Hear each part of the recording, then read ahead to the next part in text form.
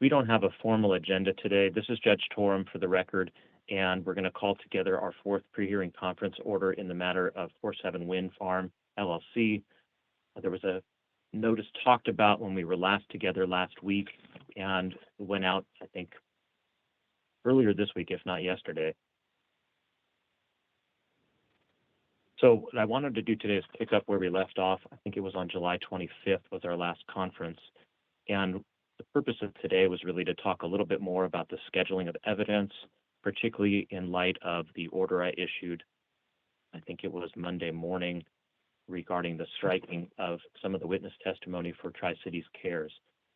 There was a number of emails that came in today, and frankly, I have not read the ones that came in today. It's been one of those days, and I'm just getting to time to do this today.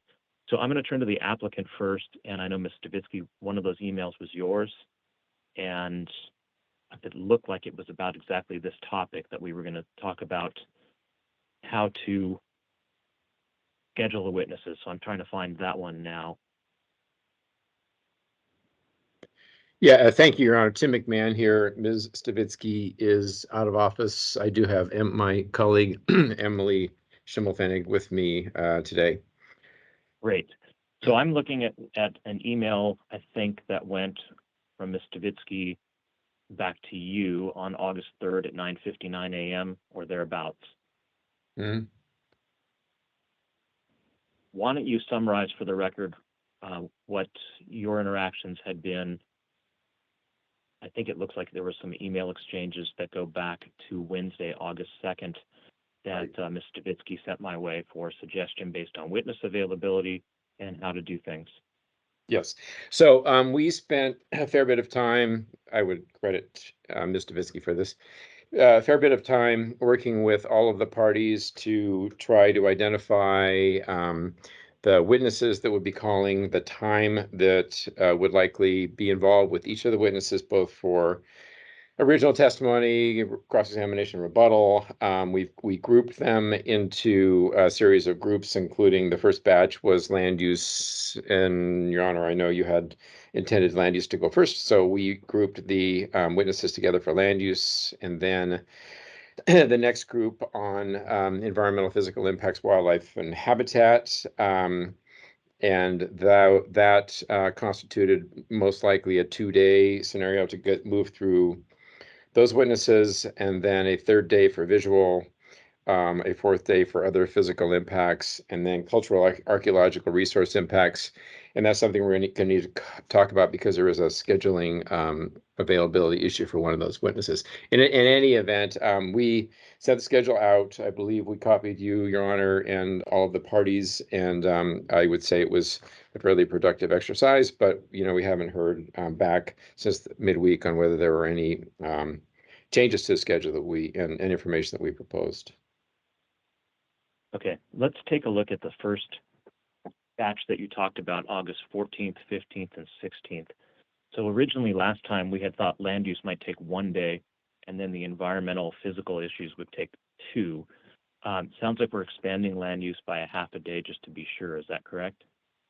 Well, I mean, I tend to believe we can still get through land use in 1 day.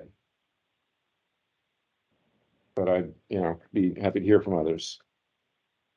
Okay, so if that does happen, we would have the full 2 days, 1.5 days to get through more of the environmental and physical pieces. And it looks like the carryover on that would be till Thursday or Friday, the last 2 days, that we certainly didn't have anything discussed as prearranged for those end of the second week of hearing. So Mr. McMahon, does that sound right for those first couple of topics?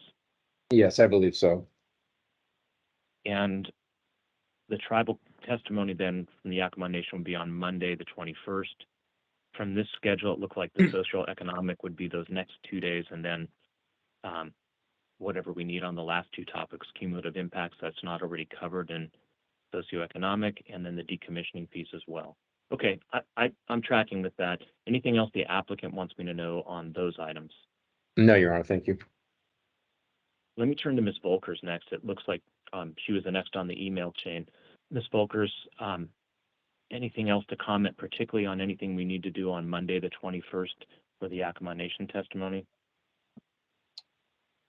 Thank you, Your Honor. We can, Shona Volkers, for your acclamation, we can accommodate the proposal to have archaeological and cultural resources all addressed on Monday. I guess my additional comment is that we would still prefer to have the environmental impacts as close together as possible and to finish the wildlife after that. But I think given the really helpful clarification from Mr. McMahon the other day that the applicant is no longer proposing supplemental testimony from its witnesses, I would like to suggest that it might be more helpful to go back to that original list that Ms. Davinsky had emailed uh, Tuesday that has those time estimates and see if we really need to totally rearrange or if we can just, given the clarification, I would agree with Mr. McMahon that land use probably could happen in one day. So I don't know that we need to rearrange the entire schedule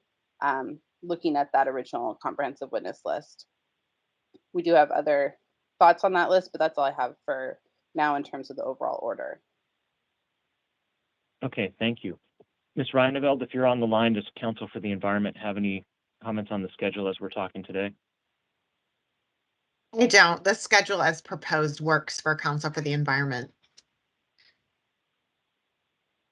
Okay. Let me turn back to Benton County. Who's on the line for Benton County today? I frankly didn't see when I was limited on teams. This is Aziza Foster for Benton County. Ms. Foster, good afternoon. Did the Good trade afternoon, Your deadline Honor. go okay for you? Trade deadline went okay for you? Yes. Perfect. All right. What are the county's views on the schedule as it stands? Yeah, the county, I guess, has a clarifying question, if it may, Your Honor. Um, the county just wanted to know, I guess, the procedure or what is going to be done if, a party had submitted direct testimony, but then just based upon the development of the issues, didn't anticipate or intend to call that witness for live testimony. I'll just give an example. Benton County did not intend to call Miss Cook for any live testimony, but it then saw through this witness list that the parties intended to cross-examine her. So that Benton County was just kind of wondering the procedure on that. Well, I'll tell you the procedure would be if that testimony is to be offered and it's sworn testimony as opposed to public comment, it's subject to cross-examination. Okay, then on that, that's what I assumed you would say, Your Honor. We just wanted clarification on that. On that grounds, then yeah, Benton County agrees with all the statements that have been made in regards to the order of the schedule. Okay. Yeah, and these hearings, for anybody but the applicant's counsel, I think, are likely fairly new. There may have been some of you, I think Mr. Aramber has participated in FSEC hearings before, but again, the testimony that's pre-filed hasn't been admitted into evidence yet and typically is adopted by the witness verbally.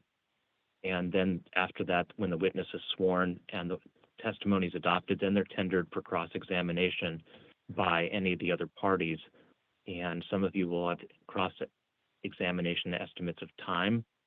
And the course of the questioning may also result in other parties who didn't think they had something to ask having a need to do so or clarify something, and then the redirect. So for the county's purpose, as those witnesses are produced, they'll be cross-examined, and then you could have some redirect exam with them. So I encourage in the witness preparation to think about what questions you might anticipate and anything you want to go over with the witness on how to be prepared based on their personal knowledge and the scope of their testimony to answer.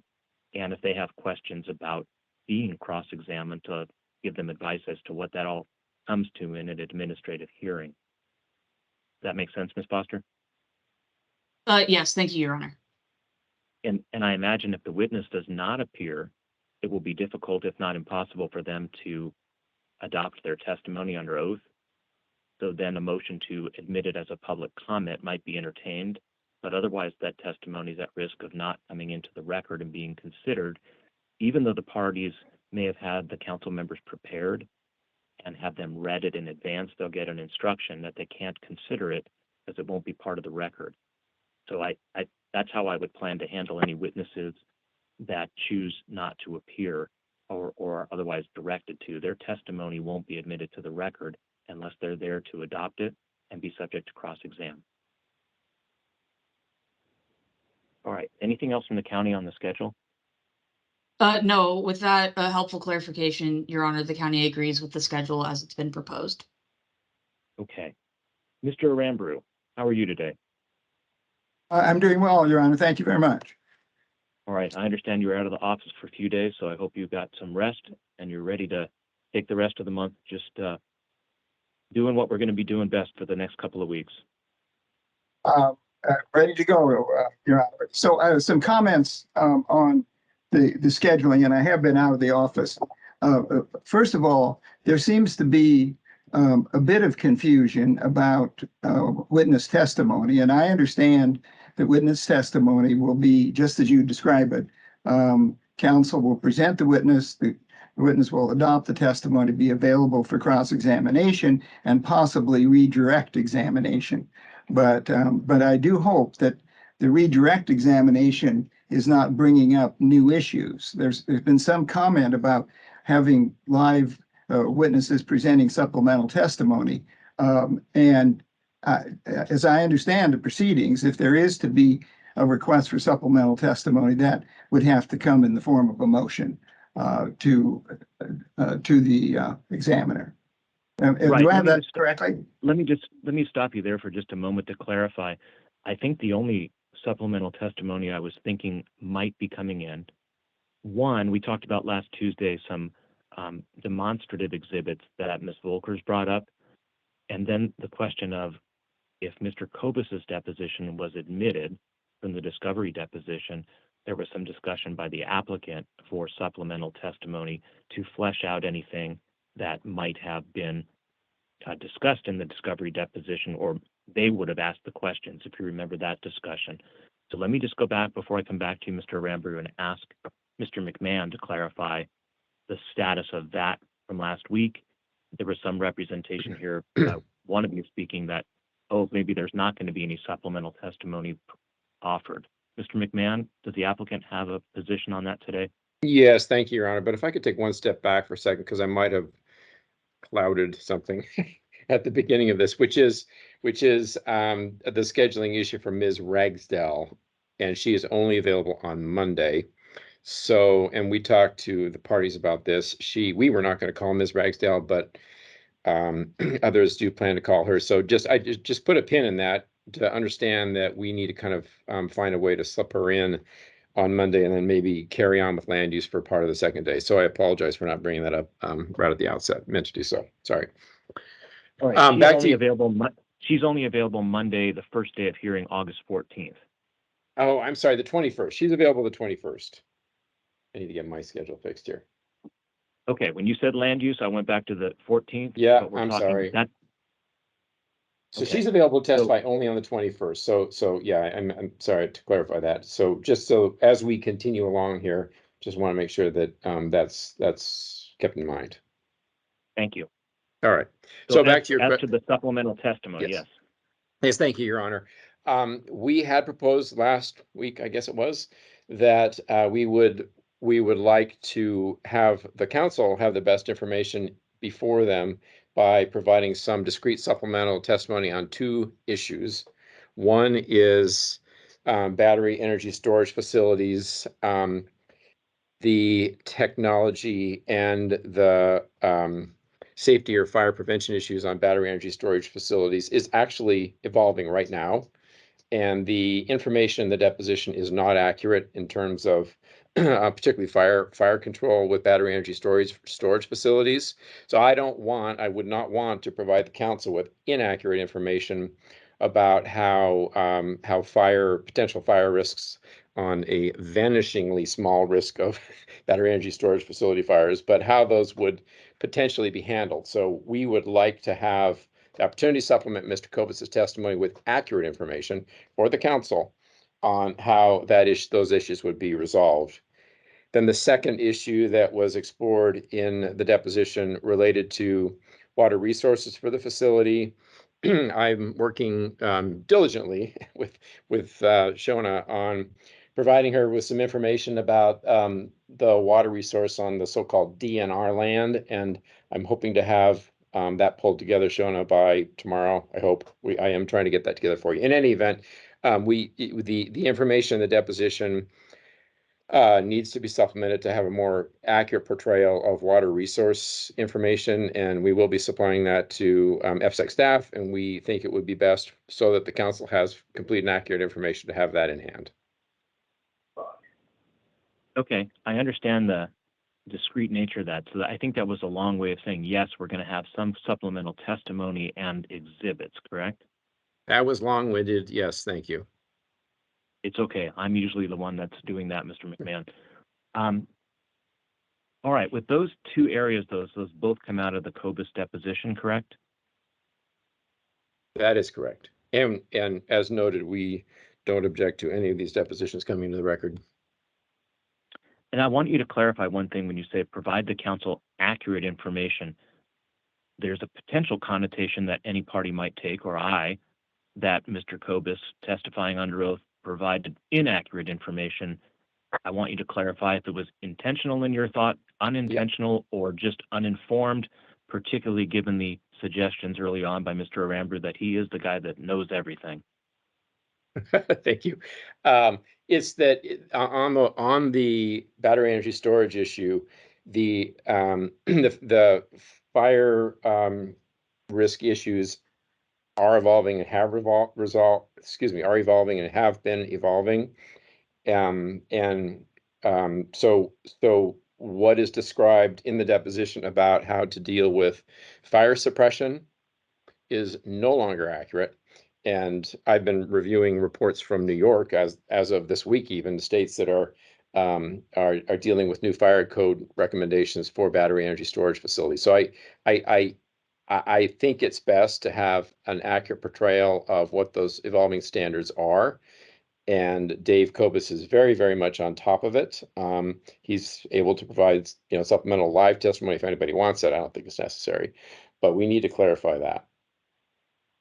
Okay, that helps me understand. So at the time of the deposition, he provided, because I haven't read it, the best information he knew at the time, but now he's willing to stipulate that what he said is through either the evolution of things or not keeping up exactly on things is more accurate to give what the information you're suggesting. That is correct, Right. Your Honor. Thank you. Okay, so let me come back to Mr. Aramburu and figure out where we are. I know you just got back into town on the motion to have Mr. COBUS's deposition admitted. Maybe the easiest way to save us all time is to get with Mr. McMahon and draft an agreed order that I can simply sign rather than having to gin up another 4 pages reciting everything that you came to. If there's an agreement on that, submit it with both your signatures. And if you'll represent without gathering signatures from the other parties that they don't object, sign it. I'll take your word for it as attorneys and officers of the court, and I'll just say, great, here's my signature on an agreed order. That'll shortcut that. So, Mr. Aramburu, with that said, how would you like to proceed on that scheduling matter? I do want to say that I object to supplemental testimony from Mr. COBUS in the strongest possible terms. All right, and I haven't ruled on that in any possible terms. I'm just telling you about Okay. the deposition. Let's get the agreement on that in the easiest possible terms. We submitted a motion just when I got back this afternoon. So Mr. McMahon indicates there's no objection to the COBUS deposition becoming a part of the record. So I think that's a non-issue. It's a supplemental Great. As I testimony. said, that's the I issue. haven't gotten through today's emails yet, so I'm glad I will look for that, and it should be a pretty easy order then to note that. Your Honor, Well- if I may, this is Shona Volkers. Yes, ma'am. Are you wanting, because we have our pending motion to supplement the record as well, are you wanting just one jointly drafted order between the parties that grants both of these motions? Is that the request for just a straightforward draft order? Well, Ms. Volkers, if your order is not contested by any other party, that would be a great development at this time. If it is contested by any other party, I'm not aware of that yet. Thank you, Your Honor. I believe Mr. McMahon was clear that applicant is not contesting either Yakima Nation's motion or Tri-City Cares. Okay, then So if I'm you'd happy be to work so, on that as well. yeah, if you'd be so kind as to draft a order resolving both those motions as uncontested, I'll sign that on Monday. Your Honor, Tim McMahon, if I may, I appreciate what you're trying to resolve here, and certainly as it relates to the Yakima Nation issues is just stipulated as far as I'm concerned. I do think that Mr. Rambrou and I are far apart on the content of information that we would like to supplement with Mr. Kobus's deposition. Oh, that comes through loud and clear, Mr. McMahon, but I hear you're not objecting to the deposition itself. Correct. And I understand what you're asking for supplemental testimony. Once you have that together and the parties know if they're far apart or not on the substance, that may be one thing. I understand on the procedure what Mr. Rambrou is referring to in his strongest possible terms, opposing just any notion of supplemental testimony. But again, that can't be decided out of context without exactly what it is to be supplemented, and once I've seen the Kobus deposition as well. So Understood, Your I Honor. understand where you're, if you're not objecting, again, as you've said, to these other motions to add the evidence, you still preserve the right, of course, Mr. McMahon, to file your additional clarifications, and then I can make a separate ruling on those. But I got to get the underlying stuff in first, and if there's not a fight about that, I got enough other motions that I need to rule on still, and I don't want to be delivering them to everybody on the morning of the 14th. Got it. Thank you, Your Honor. All right, Mr. Rambrou, we're back to you. I think I've said my piece on the supplemental testimony of Mr. Kobus. So do I understand then that there would need to be a motion that would be filed, and then you would rule on the motion for the supplemental testimony? I'm just looking for the procedure. You've heard me on the substance, just the procedure to be followed. All right, well, I know there's a motion written and filed from the Yakima Nation to supplement the record. I thought I understood you to say that just as you got back today, one such motion for the Kobus deposition or some other supplement had come in from you. Did I misunderstand the purpose of today's motion? No, no, I do not have a current motion to supplement the record. I'm responding to Mr. McMahon's statements today that he intends to supplement the Kobus deposition with certain information. And as I understand, the manner of doing that would be for the applicant to submit a motion to you that would be ruled upon. Correct. But Okay. we have two things that are going to supplement the record. One group of evidence from the Yakima Nation, which is now we've decided, unless anybody speaks up, uncontested and can be via an agreed order that Ms. Volkers has volunteered kindly to submit. I think Ms. Volkers also was speaking to what she may have thought, and the same thought I had, that there was a pending motion on the Kobus deposition, and that could also be taken care of by her same order. But apparently you don't have a motion in yet. So my suggestion to you is you don't need one. You've made it verbally. Just prepare an agreed order and indicate in it that you've talked to all the other parties and they've waived presentation on it as you would do in any other court. And I'll sign it Monday, and the Kobus deposition, as long as it's filed along with the agreed order, will be admitted for that order. Is that clear? That's fine. And we did, actually, just when I got back, did file a motion to include the Kobus deposition in the record. So we just filed that a bit ago. But what we will do then is prepare an agreed order that included will include the Kobus deposition as a part of the record. Okay, thank you. And- As far as the and- other supplementation from Mr. McMahon, it's nothing until he files it, and you have a brief chance to respond, depending on when it comes in. If you could get a quick response in, fantastic. We have another conference next week. I believe it's Thursday afternoon. If we need to take it up on the record then, we will. but I'm hoping that by Thursday afternoon, all pending orders will have been ruled on in writing, and we go from there.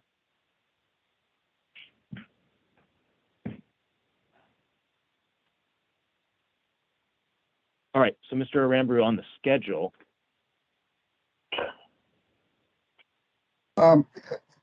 So on the schedule, we do have testimony from Mr. Simon.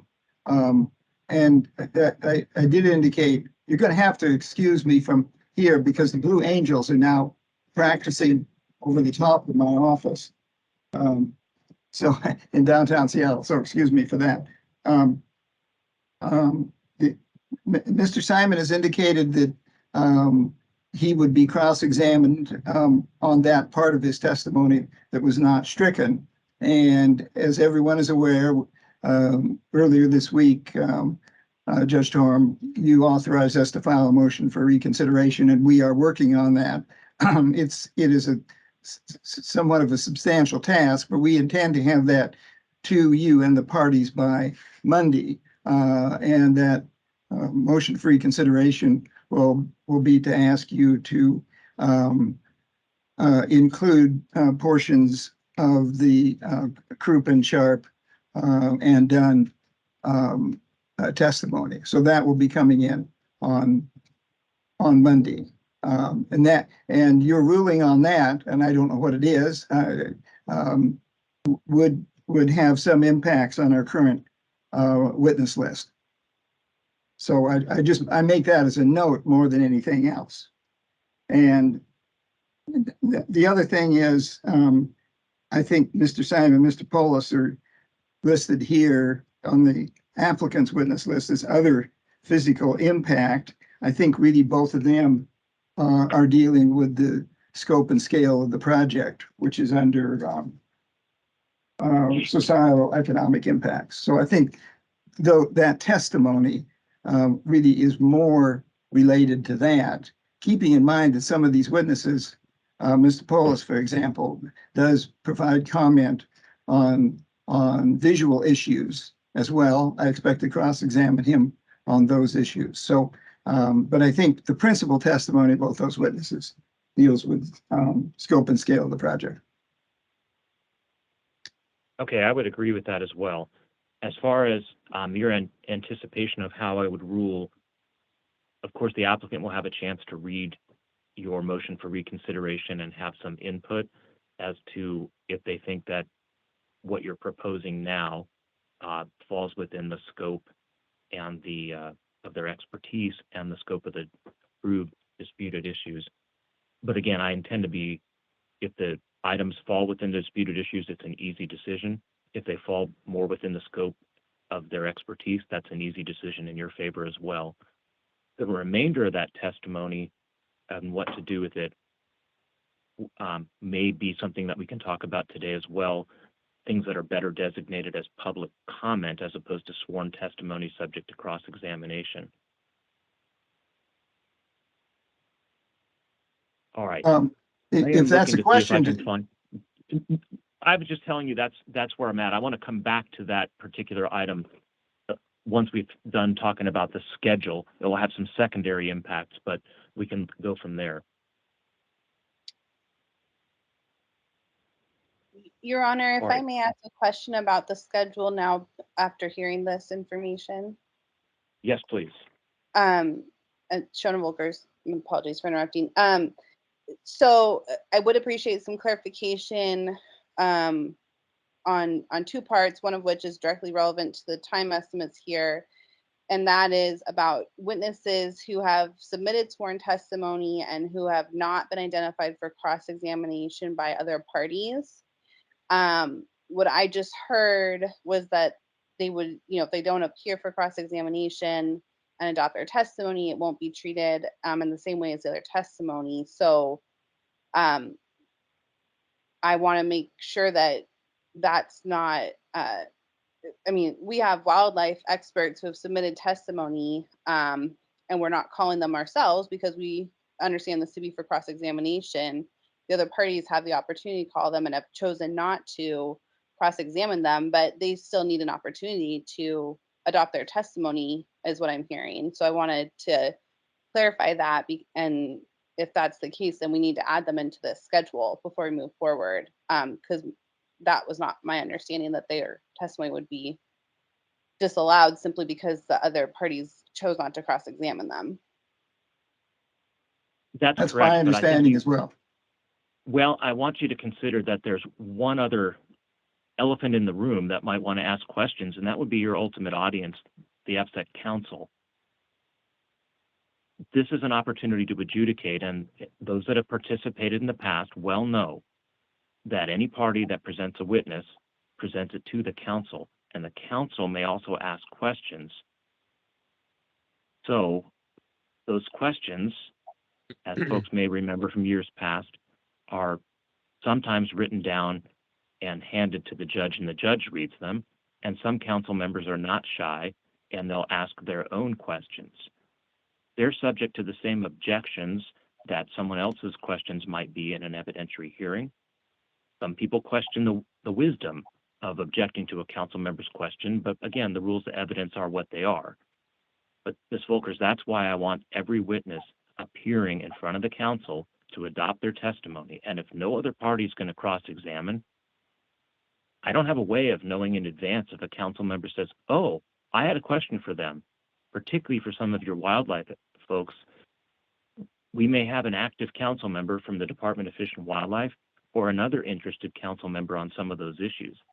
So I would feel very uncomfortable having to lean to the council or Chair Drew and say, oh, I excused that witness because none of the other parties had a question. Does that make sense, Ms. Volkers?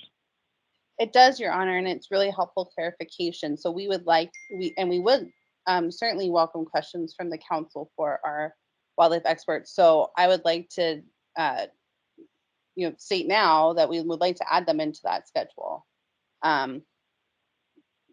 Those are the two that are of mind for me, but maybe other parties have others. But I would certainly would like to. It was not our intention either to not have them available to the council. We just didn't understand that to be the way the conversation was. So I'd like to add them back in for that purpose, Your Honor. And if I may just ask my other question now, even if we put a pin in it, I heard discussion about motions to supplement the record or to provide supplemental testimony. And I think I've voiced this since the very first pre-hearing conference, but the Yakama Nation's members who have testified on cultural impacts likely have supplemental testimony that they were not comfortable putting on paper. And so I've asked to preserve their ability to bring that verbally during the hearing. And I think I've asked that throughout. But if I need to make a formal motion now or in writing, that I would appreciate that clarification as well. And this is for the Yakama members. Ms. Lally's testimony, as indicated in the list provided by Ms. Savinsky, would be for the demonstrative of what's already in her report. Yes, and I think that matter, the supplemental testimony that's demonstrative, that PowerPoint presentation you talked about, and any of the Yakama Nation members who wish to speak in their language as a supplement to the testimony they're adopting, I think that's a generally understood matter that doesn't require a formal motion, Ms. Volkers. But let me poll everybody here to see if they have any concerns, and they can stipulate on the record of this pre-hearing conference today that you don't need to file a supplemental motion in that regard. Let me start with the applicant. Mr. McMahon, any concerns based on those supplemental items coming in the native languages that we may hear in the course of the hearing, or those demonstrative exhibits, or maybe even limited supplemental evidence from the tribal members on their testimony? Mr. McMahon?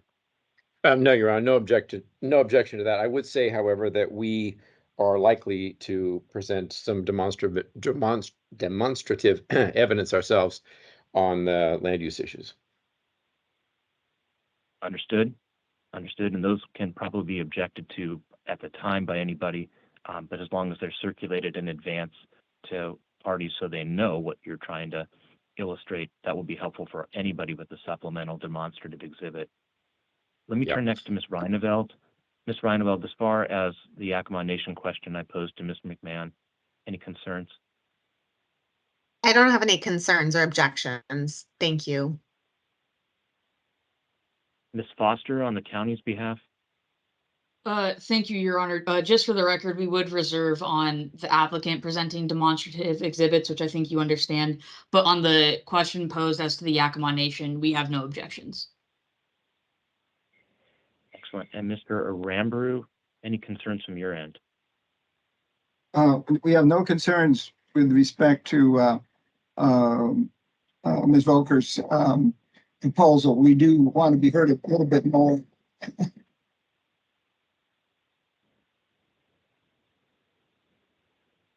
Mr. Aramburu, no. Oh, excuse me, I'm getting the Blue Angels here that are going about 30 feet over my building. I do want to be heard a bit more on this question of the treatment of witnesses who have not, whose testimony has not been stricken or not been called for cross-examination. So I'd like to have more discussion about that. But responding to you on Ms. Volker's proposal, no objection. All right, pal. Another discussion is about the Yakima tribe. You can have some members. They might speak in their own tongue. Is there a problem with that? No, there's not. I'm sorry, I'm hearing somebody speaking now. Can you identify yourself?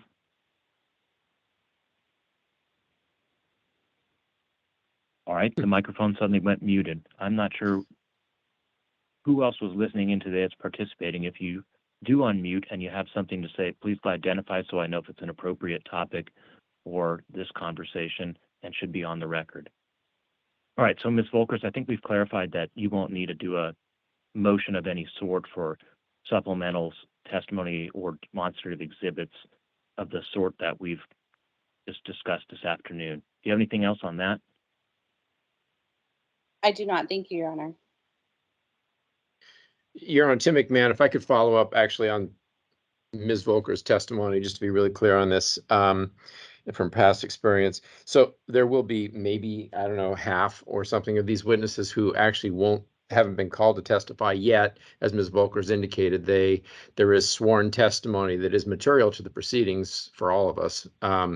So I assume that you will orchestrate a most wonderful process to have them all sworn in, and even if they're not being called on that day for any further testimony. If you follow what I'm saying. I do. I'm sure it will be a wonderful procedure as well, but we'll try to get as many of them on and off as quickly as possible.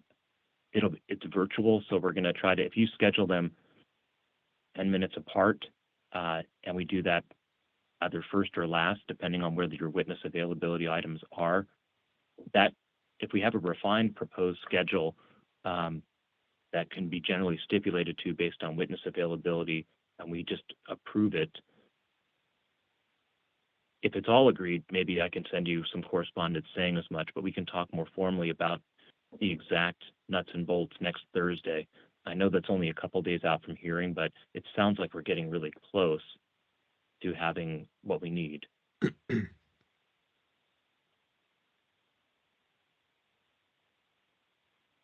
Mr. Aramburu, let me turn back to that other topic again now. For those witnesses who may not be subject to cross-examination and whose testimony is perhaps better taken as a public comment. There's a number of community members whose testimony is proposed by TCC. A few of them are on the board, or a few of them are by their own testimony stating that they represent a larger entity than just a homeowner or a personal interest in the project that's not just a public comment. And I indicated that in my order striking the other testimony that I was going to have another order coming out, converting some of the proposed testimony away from a cross-examination situation and putting it into a public comment status. That's still in a draft form. I haven't identified each and every witness that I think that should impact. I'll get it out to you by Monday is my goal. So you'll have good notice as you continue to refine the schedule, those witnesses that TCC is proposing to sponsor, that I just don't think anybody's going to have a question of, not even a council member, based on the nature of what they've said. So that's what I'm looking at there. All the other witnesses that are supposed to be more experts are the ones that are subject to cross-examination, that if they're not affected by the order I'll issue on Monday, those are the ones that need to be there to adopt testimony and see if the council members have any questions for them. Does that help refine your thoughts on understanding of what I'm intending to do?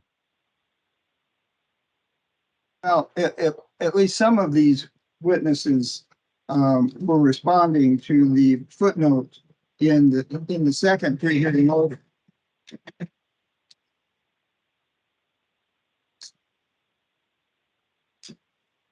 Excuse me again.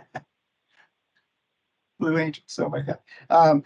So we were responding with some of that testimony to the footnote in the second pre-hearing order, in which we talked about the local concerns, attitudes, and understand and to speak for the community at large. So we have submitted a number of those testimonies to you.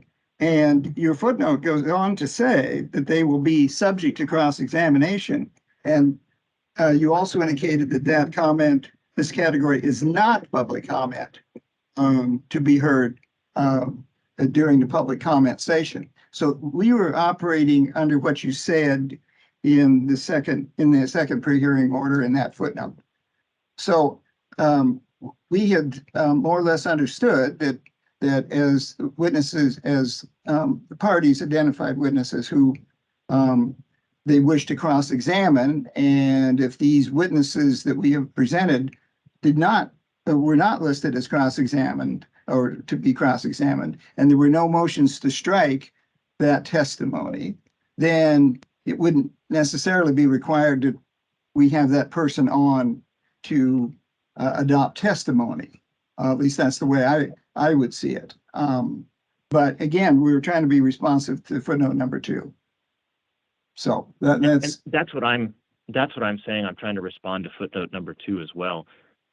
That some of those folks didn't respond to that and state that they represented a neighborhood association or served on your board or otherwise were anything but individual witnesses who just have an opinion, a lay opinion. And I understand, again, that the adjudicative hearing allows for people to state support or opposition. That's what the statute says.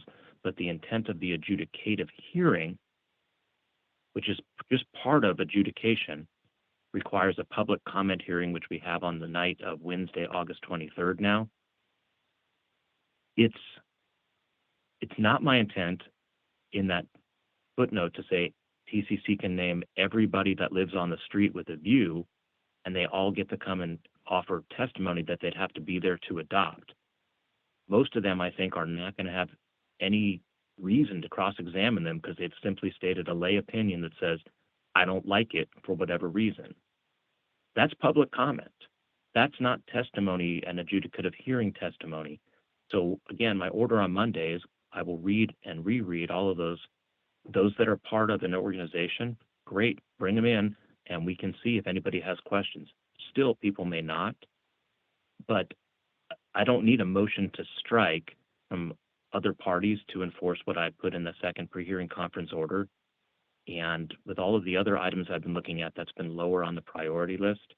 But I do intend to have that order out to you on Monday so you can see what I meant clearly in that second pre-hearing conference order and the footnote, that what you prepared for them and the exhibits, the council will see, but I don't want it to take up time during the adjudicative hearing, even for the adopting of this witness's testimony and have them in front of the council. If they want to be in front of the council, the time to do that for them is Wednesday, August 23rd, between 5:30 and hopefully 8 o'clock. If we run later, we run later, but that's where I would be shifting some of those witnesses. So they still get to be evidence, but they won't be sworn testimony subject to cross-exam. Does that help understand where I'm coming from, Mr. Aramburu?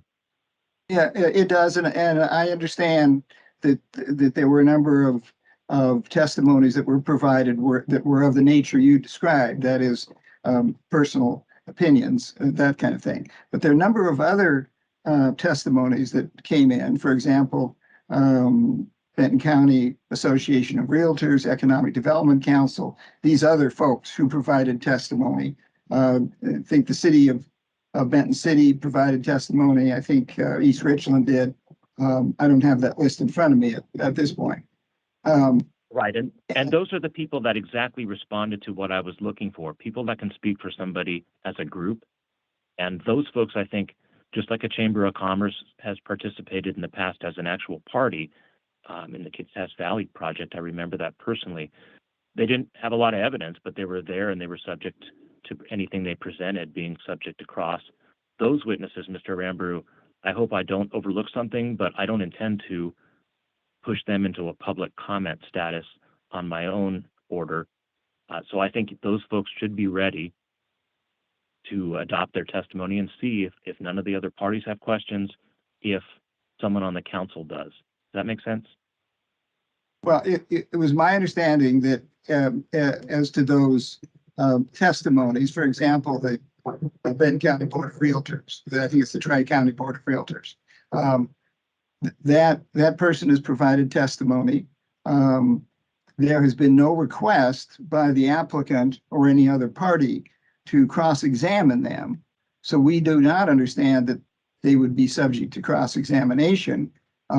If, however, it is necessary for them to appear, we can make those arrangements. But there's a number of those people that fall into that category. And I just want to make sure our timing addresses that as well. And you heard what I said to Ms. Volkers earlier about making sure that just because a party doesn't have a listed need for cross-examination, I want you to respect every member of this council, including the chair, has a right to ask a question of any witness during the adjudicative hearing. At a public that's comment understood. hearing, okay, at a public comment hearing, we're just listening. At a adjudicative hearing, we're creating evidence, and there may be questions about the evidence to make sure that the council understands it fully or can express further depth questions as needed. Okay, so those folks that I don't say that's a public comment, just a personal opinion in the order on Monday, I'll expect that they're put into the new joint comprehensive witness list and worked into the timing. I think we should be able to do that quickly, maybe all of them as a group, as Mr. McMahon suggests. If they're on similar topics, should be put together, and maybe within 15 minutes I can swear in the group. I think that'll be a little bit more burdensome on a video setup, depending on where they are gathered, if they're all on individually, but we'll sort that out, and I will learn how to do that each day a little better. All right, I think we talked about the schedule. Go ahead, Mr. Rambrew. Okay, so we will make arrangements for those various parties to, at a pre-selected time, to be available on video. I mean, these are not parties. I don't want to say it's herding cats, but these are people with different interests and that sort of thing. So what we will do is we will contact each one of these people, attempt to arrange a time by which they would appear via the Teams video that we have today, that they would adopt their testimony and be subject to questions from council members who have questions for them. And is that the procedure we anticipate? Yes, that's Okay. perfect. Okay, thank you. We'll that's a bit of a job, but we'll get to work on it. I appreciate it. And I know this is a new procedure for everybody. And if I'm coming off at all, I don't know, in a negative connotation today, it's not intended.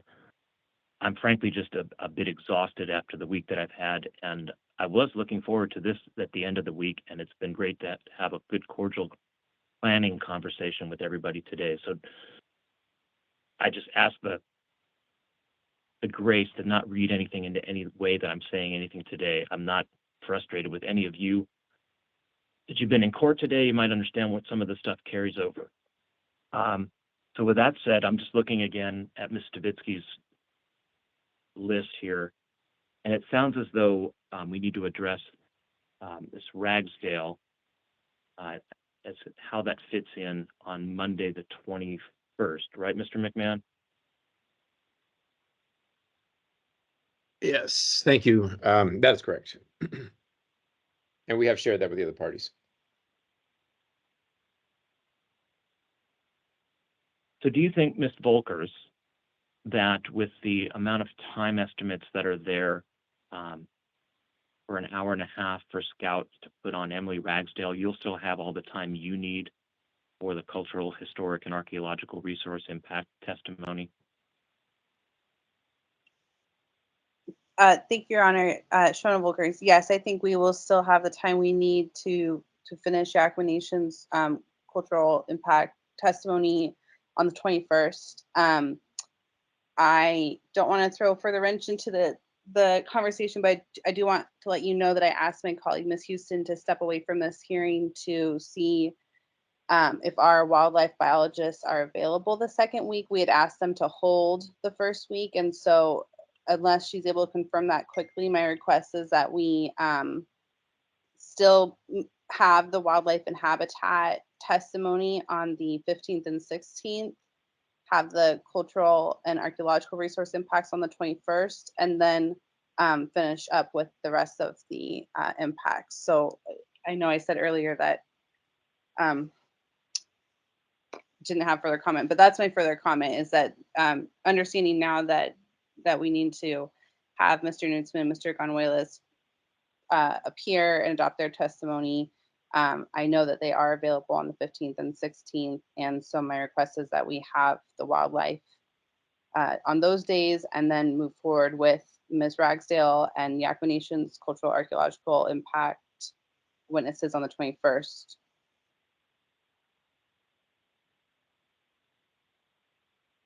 All right, that makes sense to me, and I think the parties can work together based on what we've talked about today and a little further refinement of the understanding of what needs to be accomplished during the 8 days of hearing we have.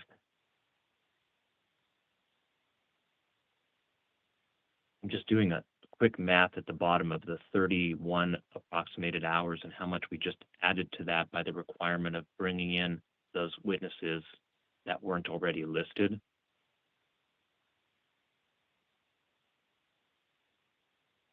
If I do a rough math, and I hate to do it in public, if we have 8 days and if I went with 6 hours on the record each day between 9 and 4:30, which is tight, that would be 48 hours of hearing time. If we went with 5 hours per day, we're down to 40 hours. So that seems to be, there's enough wiggle room between 31 hours the parties are originally estimating in total, and perhaps even 5 hours per day on the record for 8 days gives us 40. Mr. McMahon, do you think we have enough time still at 8 days and a low estimate of 5 hours, or up to a rough day of 6 hours? And I realize we have to carve off a half day on Wednesday the 16th now too, so that would put us back down to 36 or 40 plus.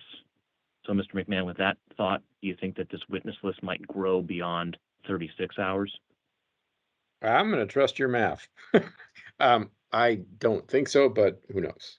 I mean, I feel pretty secure in the list that we put together and the general estimates.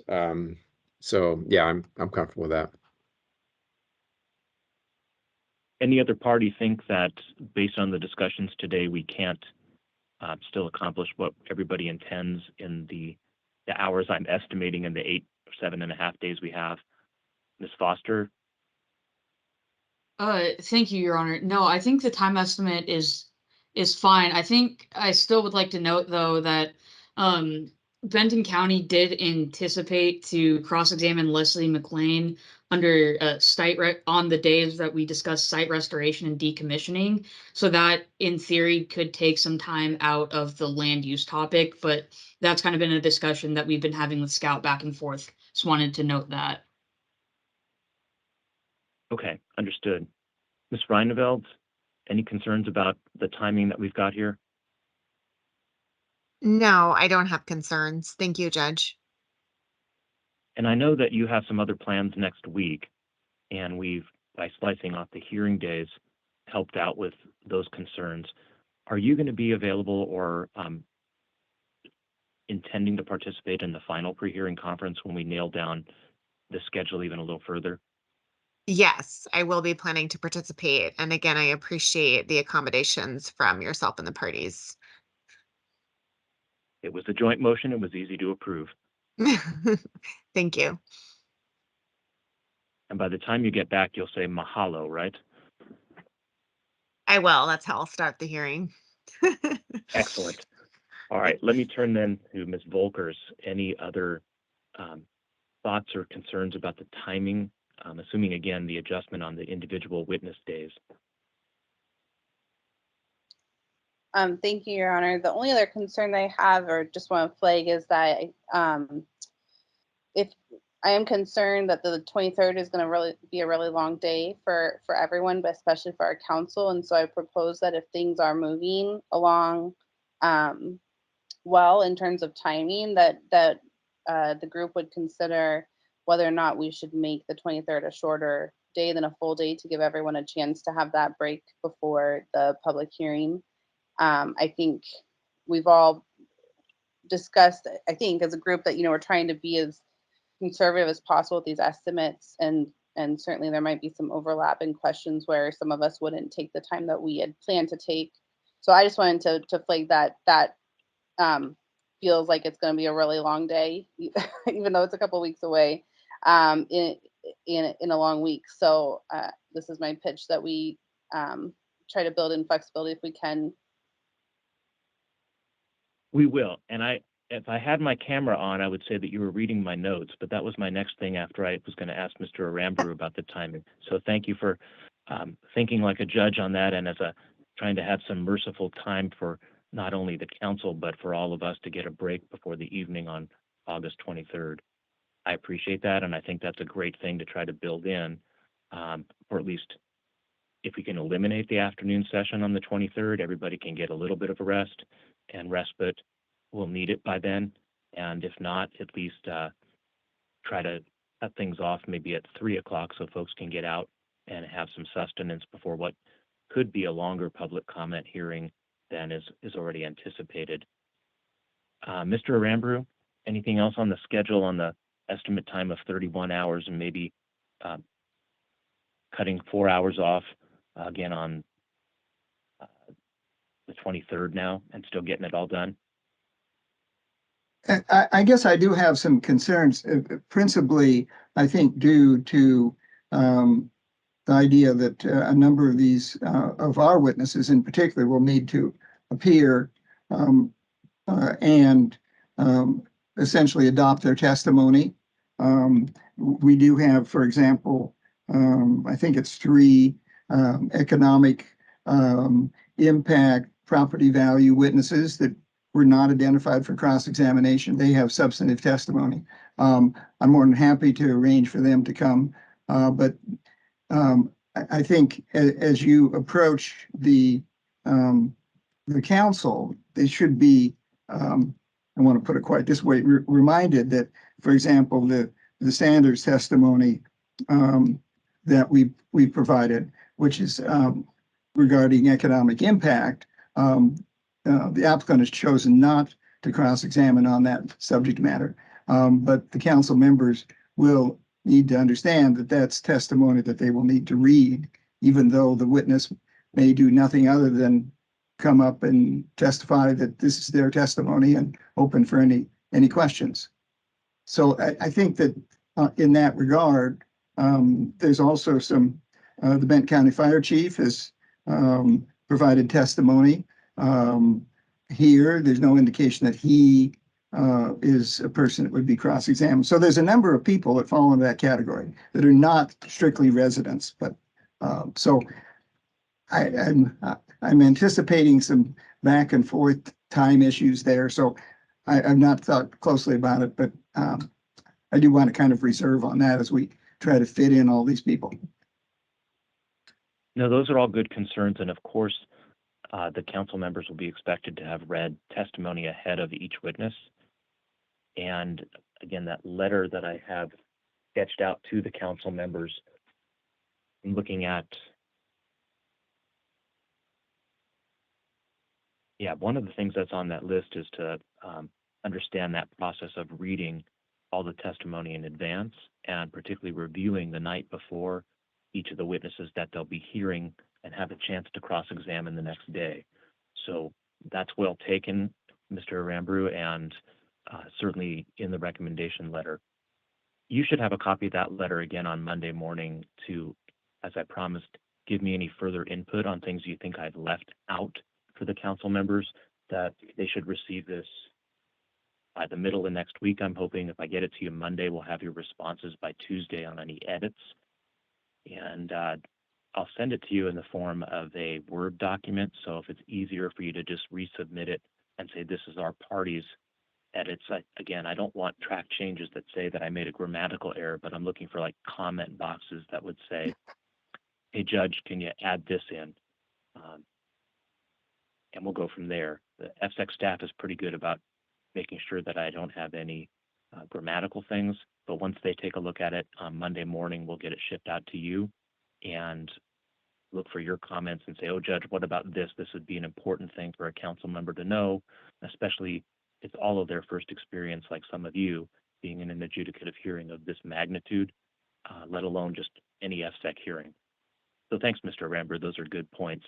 And I would expect that they might have some questions for those members like the fire chief or on the economic impact, even if nobody else does. Those are matters of concern that I think have come up, not in this case, but just in other questions and comments I've heard council members raise at monthly meetings. And so I know that they're not afraid to ask a question in general. And in this adjudication, it should be a little bit more focused. All right, so what I think we'll do is ask that the parties go back and take this joint comprehensive witness list. And I appreciate all of the timing here. If we can now build it into a general schedule that has times that we might anticipate each witness on top of just their estimates for cross-exam, so we might know where a break should be taken.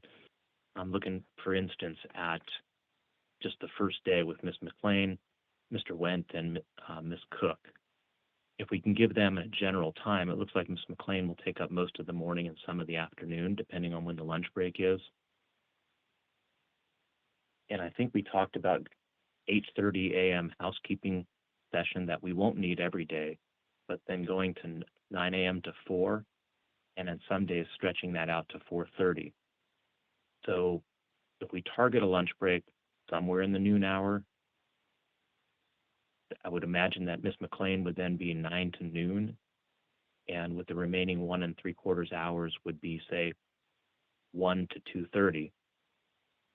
That makes it hard to get Mr. Wendt and Ms. Cook in on that land use consistency. That's why you've asked for a day and a half.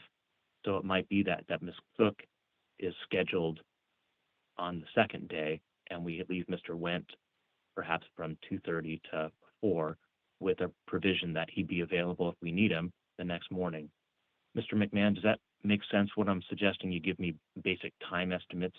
So just in case Ms. McLean's only available in the afternoon that day, that makes it harder, but if she's available in the morning and only on that day, that we're taking, not Ms. McLean, it's the other one I'm thinking the next week. But you get the general idea, Mr. McMahon, of what I'm asking to put together for the next version of this. Yes, thank you. And Ms. Schimmelfennig moments ago just volunteered to do that. So we can take Excellent. first shot at it and circulate. Yeah, and then based on the other questions of where these other witnesses that weren't in the original estimates might be, I don't know if the parties want to propose a spot on the schedule, if it's not first thing in the morning, or otherwise that a group of witnesses, maybe it's a half-hour time slot for taking adoption of testimony of, call it uncontested witnesses by the parties, but making them available to the council. That might be another block of time that Ms. Schimmelfennig can work on with the parties to say what day is best. even if it's kind of off topic because their folks are not available, as Mr. Aramburu had said, let's have some latitude on saying this topic would be taken up on day 4 or day 6, whatever it is, but this witness who no one else anticipates cross-exam is here today for the council to ask any questions as they adopt their testimony. I think that would be fine. If they don't have any questions, it's a quick on and off. If they do have questions, they'll have notice this was the witness on the schedule today, even though it's a slightly off topic from the day's topic, but we go from there. All right. I don't have a lot more for today's agenda other than picking up where we left off last Tuesday on the scheduling question. If there were other topics that I said were going to be today, last Tuesday, I want to go around the room and see if there's something that I told the party I would take up that I'm overlooking today. Otherwise, we may be done by 4:30. Mr. McMahon, anything else the applicant wants me to cover today? No, Your Honor, thank you. Ms. Foster, anything else from the county? I not necessarily a topic, Your Honor, but I do think I want to ask one clarifying question. It seems as though the applicant has acknowledged that there won't be live testimony and that it'll just be cross-examination and direct testimony in redirect testimony. So I think if I'm correct, that means, for example, for Ms. McLean, that 1 hour estimate from Scout, we can remove that from the time estimate. I just want to clarify that point. Mr. McMahon, can you respond to that? Maybe. I mean, Ms. McLean will, of course, be sworn in and will then be open and available to any questioning from the parties. We built in 1 hour just for redirect, frankly, just to have kind of a good time count here. And I'm looking at the footnote, Roman numeral (1), that comes on a couple of those witnesses, including Ms. McLean. And I think that's what Ms. Foster is asking about. Scout may offer additional live testimony from 4 of your witnesses to respond to points. Yeah. So first of all, I want to be clear that we are not suggesting supplemental testimony on the original direct testimony from witnesses who were sworn in, at the beginning of this process. So, but the intention is just to make sure, as I say, from a timing standpoint, that we're able to book into the schedule the time for us to do redirect, for example, on Ms. McLean, because she's going to be facing some considerable cross-examination, and I anticipate some redirect. All right, and that makes sense, so long as it's within the scope of the original testimony. Right. Absolutely. And within the scope of process. Okay, you've been in litigation long enough to know that rule. Yes. And I think Mr. Aramburu would quickly tell us that any of this attempt to expand the record on the day of a hearing is going to be objected to, and he can anticipate a favorable ruling on that. We have enough to cover. I think the only other question is that supplemental testimony from Mr. Kobus based on what is there in the deposition, and it's within the scope, I think, that you've mentioned today about the battery energy storage issues and the other water resources question. Is that correct, Mr. McMahon? Correct. All right, and I'm looking back down the list to see where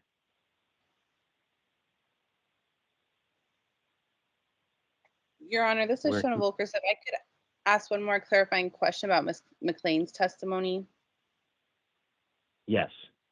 Thank you. I've also been drafting up a new list, so I'm happy to circulate that as well from my notes. And so to that end, I think it would be helpful to clarify that there aren't any concerns with Benton County's request to call Ms. McLean later in the hearing. I think that's also going to lead to less time on that first day because Benton County, and that's under another footnote there, footnote number 2, intends to cross-examine her on site restoration and decommissioning, but that was not included down in the list itself. And so we would just like to clarify that part as well in terms of timing, if we really need 4.75 hours for Ms. McLean that first day, or if some of that should be reserved for later testimony on site restoration decommissioning. Yeah, I agree, Ms. Volkers, that I only see her name listed on that comprehensive exhibit list on that land use consistency topic and that particular day that we're talking about. So it sounds from footnote at the end, number 2, her name should appear twice on the list, once for the land use topic and once for those other items that Benton County wants to cross-examine on. Mr. McMahon, is it possible that she'd be available on multiple days of the hearing, given that concern? I will be meeting with her Monday at noon, and I will talk about that with her. Yeah, I mean, we were just trying to follow the list that Your Honor had created, and there weren't witnesses that really showed up specifically as to site restoration decommissioning. And there is some testimony from her on those topics, and I think there was some limited response from Mr. Wendt, but and it is limited, but we will make her available. I'm sure she'll be happy about that. Well, she'll get to see our bright shining faces twice. Maybe she'll figure out if one of my ties is something she likes. Who knows? I will take it up with her. Okay. I just think that makes perfect sense from the county's perspective and what Ms. Volkers is saying. So it could free up some time there, but it'll just shift it around to another day. And again, keeping in mind that we're going to try to take Wednesday, August 23rd as a lighter day in the afternoon would be perfect. All right, Ms. Volkers, let me come back to you and see if there were any other topics beside what you just brought up that you wanted to have addressed today. Thank you, Your Honor. I don't have anything else that for the hearing today. I think the rest of my follow-up can be with the rest of the parties in terms of circulating this updated list and working out the finer points on it. Great. And Ms. Reineveld, any other topics that CFE needed brought up today? I think I mentioned at our last conference that our expert, Mr. MacIver, might want to clarify his responses to a few questions in response to the deposition of Mr. Watson. And it's my understanding that if he is going to supplement, it would be a brief supplement, but that you'd like a motion for leave for that, or what is the specific procedure? On that question, why don't you check what it is he's responding to and which parties took that deposition? Because again, I haven't seen that deposition. And check with them if they have real concerns about him, whatever it is you think he needs to supplement. And if not, we can do it one of two ways. We can do it by a stipulation on the record. If all parties say, we anticipate Mr. MacIver needs to clarify X or Y, we can do that and talk about it next week at the, and try to avoid you having to file a motion. If it's something that we need he's going to be reading from a script or something that comes in, then I would anticipate you'd want to see if you can get an agreed order, just like we talked about for some of the other potential supplements. Okay, that So, makes sense. yeah. I can confer with Yakima Nation and the other parties, and I'll come kind of prepared to discuss at our next pre-hearing conference. And I think the other thing to build into the schedule, much as Scout Clean Energy had some time for Ms. McLean, maybe depending on how much time you think Mr. MacIver is going to need for supplementing, if it's 10 minutes is one thing, if it's an hour, it's something else that should be listed on the right-hand side there with the time estimate, or CFE to do that redirect that Mr. McMahon is suggesting so he could clarify things. Okay, it was my understanding from our last conference, Judge, that you preferred me to supplement the record through a written supplement. Are you now preferring that Mr. MacIver supplement verbally? No, I'm responding to what you said. He has pre-filed testimony, but then you said he would be responding to clarifications from a deposition. And that deposition, again, is not in the record. So I guess I was interpreting that he would be responding to cross-examination questions based on his deposition. and then you'd have to then supplement and clarify. So if he has supplemental testimony that wasn't included in what he pre-filed, then Yes. it should be in writing. And again, depending on what it is, the Yakima Nation and the other parties may stipulate that it's agreed that that's a logical supplement so that we have the best possible record, similar to what Mr. McMahon was representing about the evolving battery energy storage. Perhaps after the deposition and the pre-filed testimony, there's new and better information that if it's in that manner, I'm guessing Right. it will be generally agreed. Ms. Volkers, with that description, it sounds like you're the party that took the deposition.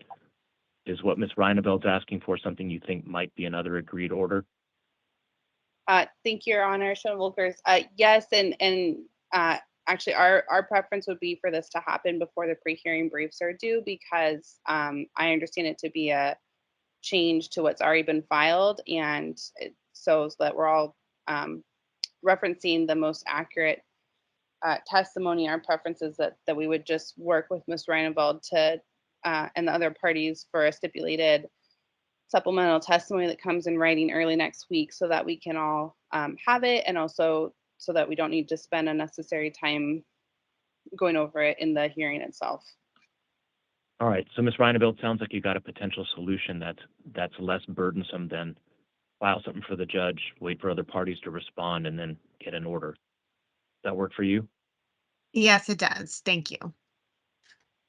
All right, sounds like everybody so far, there's no additional topics. Mr. Aramburu, other than the Blue Angels, any additional topics? They've very nicely left us alone, at least for a while. There are outstanding responses that we have to, I think, 2 or 3 motions that have been filed, and we're going to be working on those this weekend and get those to you. So there's those outstanding issues. And again, with respect to the COBUS testimony, supplemental testimony, we still believe that should be a motion by motion, and we have a chance to respond to that motion. So those are our concerns. I think everything else has been covered. And Right, we and I are going thought to be supplying the parties with a list of the witnesses who submitted testimony that was not personal opinions, a list of those people and when they would be available to testify. Excellent. And on that particular list, when you circulate it, if you would make sure that I'm on the email list, I'd love to kind of look over everybody's shoulder on that particular topic. That'd be fine. We'll circulate it to you as well. All right, thank you. Mr. McMahon, would you clarify for Mr. Aramburu that that's your intent, is to get that supplemental testimony together on the water rights and the battery energy storage system and file a motion to add that to Mr. Kobus's time? To add it to his time, I'm not sure what you meant, but we will be filing a motion to supplement the testimony in the deposition, and I will endeavor to have that out Monday morning. Well, what I'm suggesting is that Mr. Kobus will at some point adopt that supplemental testimony or be called for cross-examination. I don't see his name anywhere on the current list of witnesses.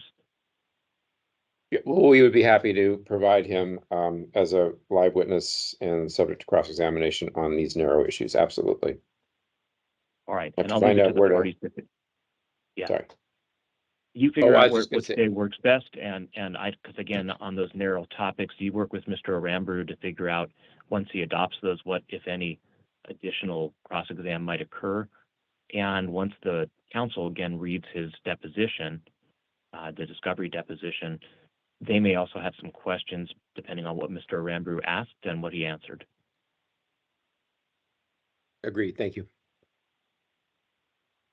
Okay, I think we've gone around the room. Does anybody else have anything before we adjourn today's pre-hearing conference?